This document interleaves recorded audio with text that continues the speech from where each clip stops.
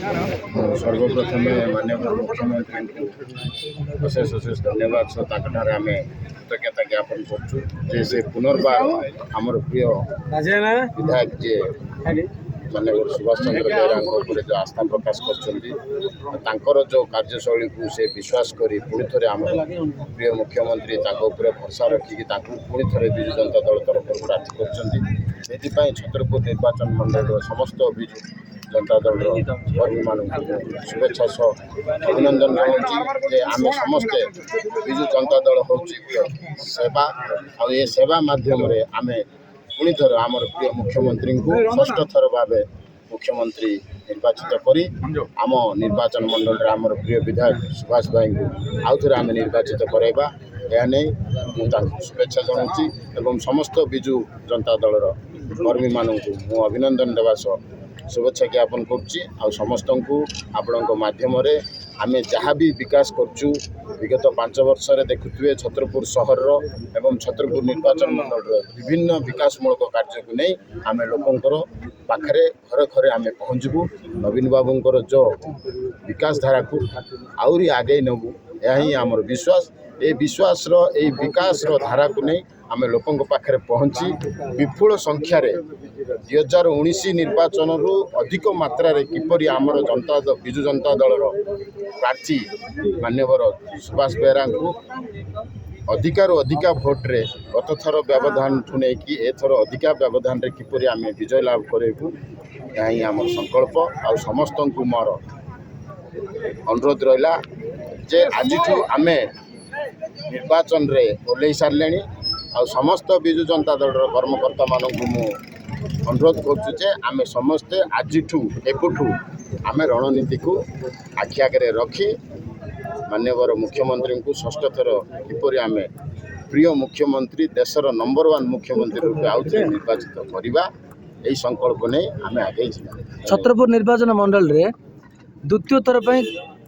किए सुजोग पाई नथिले यहाँ हूँ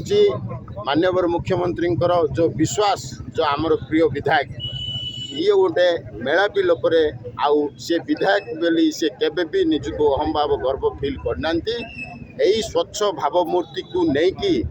तांको उपरे पुनर्बार जो आमर प्रिय मुख्यमंत्री जो विश्वास जो आस्था प्रकट करछंती तार परिचय होची आज से जो प्रार्थी रूपे छतरपुर निर्वाचन मंडल रे पुनर्बार जो प्रार्थी चयन करा जायछि से ही तांकर परिचय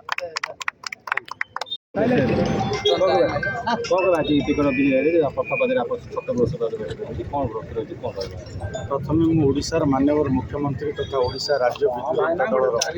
माननीय सभापति श्री नवीन पट्टनायक महोदय को छत्रपुरवासी तरफ अशेष अशेष कृतज्ञता और धन्यवाद अर्पण कर क्रमागत द्वितीय थर पर माननीय मुख्यमंत्री आम उपर आशीर्वाद कर आस्था और विश्वास प्रकट कर कृतज्ञता ज्ञापन कर सम्मानीय 5T अध्यक्ष श्री VK पांडियान महोदय को आमर सांगठनिक संपादक सम्मानीय श्री प्रणव प्रकाश दास महोदय को आमर मान्यवर सांसद तथा पर्यवेक्षक ब्रह्मपुर लोकसभा श्री मानस मंगराज महोदय को मान्यवर मंत्री तथा गंजाम जिलार पर्यवेक्षक श्री प्रदीप अमात महोदय को मुझे कृतज्ञता ज्ञापन कर आज एक छत्रपुर एक नुआ इतिहास सृष्टि होती मान्यवर मुख्यमंत्री छत्रपुरवासी आशीर्वाद करने पूर्वक मत द्वितीय थर पर बोलिकी क्रमागत भाव में मनोनीत कर छत्रपुर निर्वाचन मंडलीर समस्त जनप्रतिनिधि निर्वाचित प्रतिनिधि नेतृवृंद विजु जनता दलर अगणित कर्मीवृंद गुरुजन माँ भौणी मानू अनेक अनेक धन्यवाद एवं कृतज्ञता ज्ञापन करुच्ची आज से आशीर्वाद बल माननीय मुख्यमंत्री श्री नवीन पट्टनायक महोदय आमको द्वितीय थर पर बोलिकी छत्रपुर आशीर्वाद कर समस्त सहयोग समन्वय आम एक स्वतंत्र रणनीति नहीं कि आम निर्वाचन लड़ू विजु जनता दलर छत्रपुर निर्वाचन मंडली एक सुदृढ़ एवं एक बृहत संगठन रही एवं संगठन एवं माननीय मुख्यमंत्री श्री नवीन पट्टनायक समस्त जनहितकर और लोकाभिमुखी काम 5T रूपांतरकरण काम एवं जिते बृहत प्रकल्प सब कार्यकारी होती माननीय मुख्यमंत्री श्री नवीन पट्टनायक आशीर्वाद या आम नहीं सफलता को लेकिन आम लोकों निकट में पहुँचू एवं आम आशा करूँ निश्चित भाव में 2019 निर्वाचन तुलन में आहरी अधिक रेकर्ड व्यवधान